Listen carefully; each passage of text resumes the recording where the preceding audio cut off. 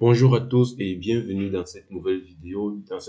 Dans laquelle on va parler de euh, la santé en public en Afrique en général, les maladies infectieuses qui dominent l'Afrique, et on va se servir du rapport euh, hebdomadaire publié par l'Organisation mondiale de la santé pour la région Afrique. Alors c'est une activité qu'on va faire régulièrement les dimanches. On va essayer de voir quelles sont les mises à jour en ce qui concerne les maladies qui sont de plus en plus prévalentes et les maladies émergentes, notamment en Afrique et même dans le monde entier. Mais on va beaucoup se focaliser sur la région Afrique. Alors, c'est ce rapport-ci, le rapport hebdomadaire sur les urgences de santé publique. Et on voit il y a trois nouveaux événements et 153 événements de santé qui se perpétuent en Afrique, avec pratiquement tous les pays qui ont un ou plusieurs problèmes de santé publique. Et voilà les éléments principaux. Il s'agit de la maladie à virus Marburg qui a été détectée récemment, comme j'avais mentionné sur cette chaîne, en Tanzanie, et la maladie à virus Marburg qui est en Guinée équatoriale depuis le mois de février, le poliovirus au Burundi, également la COVID-19 dans la région Afrique en général, notamment davantage en Afrique du Sud. Donc, euh, voilà les éléments principaux. Donc, voilà, on peut commencer par la Tanzanie en ce qui concerne la maladie à virus Marburg. Comme on avait déjà mentionné ici, depuis le 21 mars, le pays a notifié des nouveaux cas de maladie à virus Marburg, et avec un taux de létalité de 65%, donc 62,5% autant pour moi. Et comme on sait, la maladie n'a pas de, il n'y a pas de vaccin actuel pour combattre la maladie à virus Marburg. Il n'y a pas de traitement concernant la maladie, mais c'est juste le traitement consiste justement à lutter contre les symptômes, et lorsque c'est pris en charge normalement et assez tôt, les patients retrouvent la santé. J'ai fait une vidéo ici sur cette chaîne où je parle de la maladie à virus Marburg et beaucoup d'éléments qu'il faut savoir, donc vous pouvez regarder cette vidéo sur la chaîne. Voilà. Et aussi, en ce qui concerne la Guinée équatoriale, avec de nouveaux cas qui sont confirmés, euh, notamment dans la région de Kitem, c'est-à-dire la région qui est limitrophe avec le Cameroun.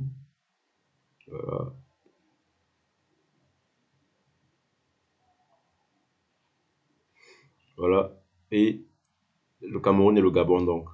Euh, il y a également eu de nouveaux cas qui ont été notifiés récemment, la semaine passée, en Guinée équatoriale. Voilà, on a également le Burundi qui notifie euh, de plusieurs cas de maladies, à plusieurs cas de polio qui dérivent du nouveau vaccin polio oral. Et vous savez, le nouveau vaccin polio oral, c'est un vaccin qui, euh, comme on peut le voir, je ne retrouve pas ce que j'ai publié, voilà.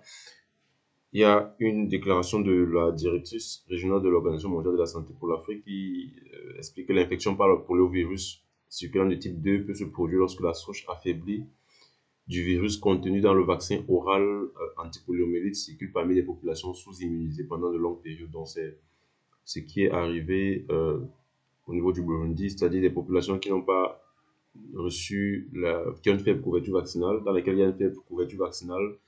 Alors, le risque que le produit dérivé de vaccin polio oral, le virus atténué du vaccin polio oral, circule dans cette communauté qui sont déjà sous-immunisées euh, contre la polio. Voilà. Alors, donc, voilà. Et ici, vous pouvez voir, comme je l'ai déjà dit, depuis le 16 mars, le ministère de la Santé publique de la République de Tanzanie a notifié 7 cas de, de virus, Marburg, et il y a eu également un décès. Il y a eu 5 décès en tout et un décès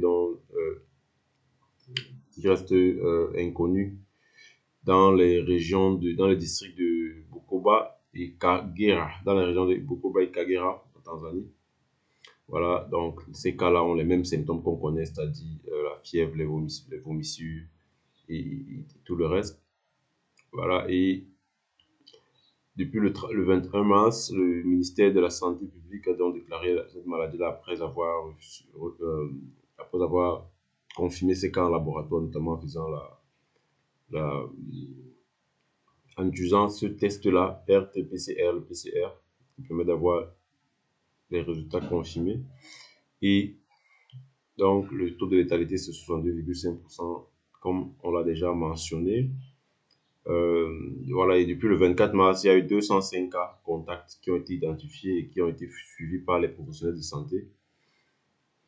Voilà, les équipes du ministère de la Santé publique tanzanienne qui sont à l'œuvre pour lutter contre la maladie.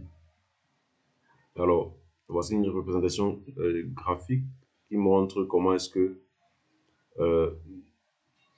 la maladie est répartie dans les zones affectées. On est ici à Bukoba, c'est la zone dans laquelle la maladie a été détectée et c'est les régions affectées. Alors en Guinée équatoriale, on a 35 cas de maladie à virus Marburg, 27 décès, pour un taux de létalité très élevé, 77,1%. Comme on l'a déjà dit, le taux de létalité de la maladie à virus Marburg est très élevé, ça va de 30% à plus de 88%. Donc là, on voit qu'on a 77%. C'est une maladie qui est hautement mortelle. Et là, depuis le 13 février, c'est depuis le 13 février que les cas ont été, les premiers 9 cas ont été confirmés et la maladie a été déclarée dans le pays. Et donc, entre le 18 et le 20 mars, il y a eu trois cas confirmés qui ont été rapportés dans la province du littoral. Et le 20 mars, il y a eu 2 nouveaux cas confirmés qui ont été rapportés dans la région au niveau de la province du centre, en Guinée équatoriale. Voilà, donc la maladie circule au niveau de la Guinée équatoriale et il y a donc les craintes que le nombre de cas augmente de manière drastique après une période très calme parce que vous savez, entre février et mars, il s'est écoulé pratiquement un mois entre la détection des premiers cas de maladie à virus Marburg en Guinée équatoriale et la détection des autres cas qui a été faite en mars, c'est-à-dire qu'il y a une période de silence, c'est-à-dire que la période certainement pendant laquelle plusieurs personnes auraient été infectées. Voilà, donc les équipes de santé sont déployées sur le terrain. Vous voyez, la maladie avait été détectée en février pour la première fois dans la région de Kitem, là, vraiment frontalier avec la région du Cameroun, notamment euh, la région du littoral et le Gabon également. Vous voyez, voilà, on a le Cameroun là, on a le Gabon là et on a Kitem à ce niveau-ci. Donc, vous voyez le risque de transmission dans ces autres pays là. Malheureusement, le Cameroun a mis en place une surveillance épidémiologique active et actuellement, il n'y a aucun cas n'a été détecté dans le pays. Voilà, en ce qui concerne le Burundi, depuis le 17 mars, les autorités ont déclaré un épisode de poliomyélite causé par les vaccins, notamment la poliomyélite de type 2, qui est causée par des vaccins atténués qui peuvent affecter des populations qui ont été sous-immunisées contre la maladie, donc qui n'ont pas reçu des vaccins de manière adéquate. Il y a donc eu de la surveillance environnementale qui a été faite pour voir au niveau des échantillons des déchets d'eau. Voilà. Ok, donc le Burundi a eu 94% de couverture vaccinale de la troisième dose de vaccin oral poliovirus et la première dose de vaccin poliovirus inactivé en 2021. Le Burundi, la République démocratique du Congo ont planifié des campagnes de vaccination en avril, et ces campagnes-là vont également se faire dans d'autres pays voisins, et en fonction de l'évaluation des risques. Voilà, la surveillance environnementale se poursuit et doit s'intensifier en opérationnalisant notamment d'autres sites où on peut avoir des échantillons au niveau de l'environnement. Ok, voilà. Ok, maintenant en ce qui concerne le Covid-19, ouais, la maladie a causé jusqu'à aujourd'hui plus de 8 976 179 cas dans la région africaine et 174 220 décès liés au Covid ont été rapportés, ce qui fait un taux de létalité de 1,9%, relativement bas. Plusieurs pays les pays qui ont le plus grand nombre qui ont le plus grand nombre de cas, c'est notamment l'Afrique du Sud, l'Éthiopie, la Zambie, le Botswana. Et là, on peut se servir de ceci pour voir que la maladie est actuellement, le nombre de nouveaux cas ne fait que baisser. On est actuellement en 2023 avec un nombre de nouveaux cas qui baisse, et également le nombre de décès baisse également avec le nombre de nouveaux cas. Voilà les pays qui ont le plus grand nombre de cas. L'Afrique du Sud est en chapeau de course, suivi de l'Éthiopie. Le Cameroun est là. Et notamment, on parle de 124 741 cas pour le Cameroun, mais il y a d'autres pays ont, qui n'ont pratiquement pas de cas, notamment le Tchad, le Niger, le Mali. Voilà. Donc, en ce qui concerne, voilà, on va poursuivre. En ce qui concerne un autre élément que je voudrais partager avec vous, ce sont les événements de santé qui ont été suivis par l'Organisation mondiale de la santé pour la région Afrique. Il y a plusieurs pays qui ont fait l'objet de suivi, mais on va s'attarder beaucoup plus sur le cas du Cameroun. Vous voyez, et on a également le choléra qui sévit actuellement au Burundi, le choléra qui attaque plusieurs pays actuellement en Afrique, notamment le Cameroun. Voilà. Avec le Cameroun, la principale événement, c'est la crise humanitaire dans les régions du nord, de la Damawa, de l'Est, et qui fait en sorte qu'il y a plusieurs déplacés internes et des réfugiés qui proviennent d'autres pays également, d'autres régions. Ce qui fait qu'on estime à 385 000 personnes qui sont déplacées internes depuis le 28 février, ce nombre de personnes qui sont déplacées internes. Et la crise donc est marquée par des attaques violentes dans les écoles, également qui visent les enfants et les professionnels de santé. Donc il y a toujours la crise liée aux sécessionnistes anglophones euh, qui mènent l'insécurité dans le pays. Ça cause davantage de déplacés internes.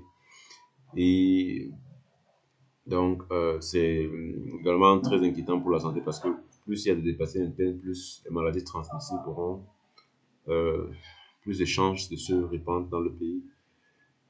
Voilà. Donc, plusieurs régions au Cameroun sont affectées par ce problème-là. Voilà. Également au Cameroun, c'est pas tout, il y a également le problème de rougeole. On parle en 2023. En 2023, il y a eu 667 cas confirmés de rougeole euh, qui ont été rapportés au Cameroun. Et actuellement, il y a 18 districts de santé euh, qui ont des problèmes, qui ont eu actuellement une épidémie de rougeole depuis le 12 mars. Et en ce qui concerne le Covid-19 également, voilà, comme on a déjà mentionné plus haut, il y a plusieurs cas qui ont été détectés, mais la maladie est sous contrôle au Cameroun. En ce qui concerne la poliomyélite, il n'y a pas actuellement de cas de polio issus des vaccins oraux qui ont été détectés, mais en ce qui concerne la fièvre Jaune, on a depuis le début de la pandémie, entre février 2021 et le 22 juillet, 3243 cas suspects de fièvre jaune qui ont été reportés et qui ont été investigués, avec 83 cas confirmés dans les laboratoires. Voilà. Et voilà, donc c'est principalement les problèmes qui touchent le Cameroun. On a la fièvre jaune, la poliomyélite. On a également la variole du singe, monkeypox. On parle de 9 cas suspects qui ont été rapportés dans 9 districts depuis janvier 2022 et on a 124 cas suspects avec 18 cas confirmés et 3 décès qui ont été rapportés dans le pays. Donc, au Cameroun, on a plusieurs problèmes. On a notamment la crise sécuritaire, on a la rougeole, on a le Covid, on a la variole du singe, on a la poliomyélite et on a la fièvre jaune qui sont vraiment inquiétants au pays. Voilà, on a également d'autres pays, le Tchad, qui ont également des problèmes de rougeole, poliomyélite et autres. Voilà. Je vais mettre le lien de ce document dans la description de la vidéo. Vous pourrez consulter amplement.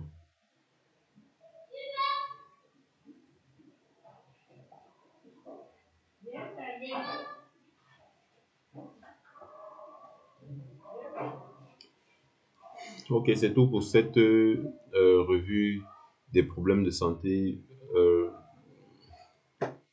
On va dire des problèmes de santé par semaine. Voilà. C'est-à-dire, on va essayer de faire cet exercice régulièrement. Dites-moi si ça vous intéresse.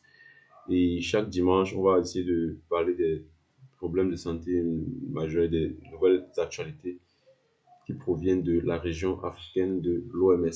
Merci d'avoir regardé cette vidéo. On se dit à une prochaine vidéo. Sentez-vous bien.